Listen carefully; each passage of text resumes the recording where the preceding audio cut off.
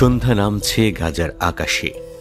রাস্তায় হাজারো মানুষের জটলা, পতাকা উঠছে, স্লোগান উঠছে, উচ্ছ্বাসের স্রোতে ভাসছে গাজার অলিগলি। কারণ একটাই, হামাসের বন্দি মুক্তির বিজয়। ইসরায়েলি জিম্মিদের ছেড়ে দিয়ে যে চুক্তি হয়েছে সেটিকে হামাস তাদের সাফল্য হিসেবে তুলে ধরছে, কিন্তু এই উল্লাসের আড়ালে লুকিয়ে আছে আরও গভীর বাস্তবতা। হামাসের বিজয় উদযাপন বাস্তবতাটা কতটা আলাদা?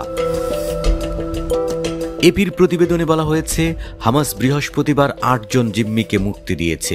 এর মধ্যে ৩ ইসরায়েলি, ৫ জন থাই শ্রমিক ছিলেন। কিন্তু এই মুক্তির দৃশ্যটি ছিল অস্বাভাবিক।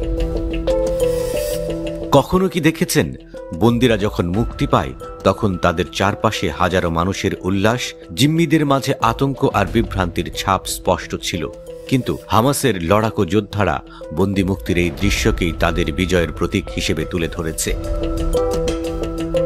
ইসরায়েলি জিম্মিরাও করেছেন হামাসের প্রশংসা।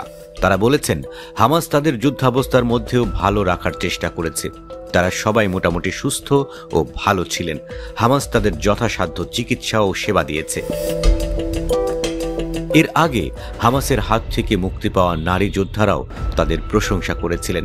তারা জানিয়েছেন, ইসরায়েলি বোমা হামলার মধ্যেও হামাস তাদের অক্ষত রাখতে প্রাণপণ চেষ্টা করেছে। তাদের নিরাপদে রাখতে হামাস যোদ্ধারা নিজেদের জীবন বিপন্ন করতেও দ্বিধা করেননি। গাজার বাস্তবতা, উল্লাসের আড়ালে ধ্বংসস্তূপ। যুদ্ধবিরতির ফলে হাজার হাজার মানুষ গাজায় ফিরে আসতে পারছে, কিন্তু কি অবস্থায়? ধ্বংসস্তূপে ভরা শহর, খাবারের অভাব, বিশুদ্ধ পানির সংকট, আর হাসপাতালগুলোতে ওষুধ নেই। দ্য গার্ডিয়ানের এক প্রতিবেদনে বলা হয়েছে, শত শত মানুষ ফিরে এসে দেখছে তাদের ঘর বলে আর কিছুই অবশিষ্ট নেই। গাজার ৯০% মানুষ এখন বাস্তুচ্যুত, যাদের অনেকেই শরণার্থী শিবিরে মানবেতর জীবনযাপন করেছে। এই যুদ্ধবিরতির ভবিষ্যৎ কি?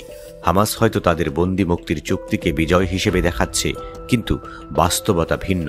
যুদ্ধের ছায়া এখনও গাজার আকাশে ঝুলছে। হামাস বলছে তারা বাকি জিম্মিদের তখনই ছাড়বে যখন ইসরায়েল পুরোপুরি গাজা ছাড়বে।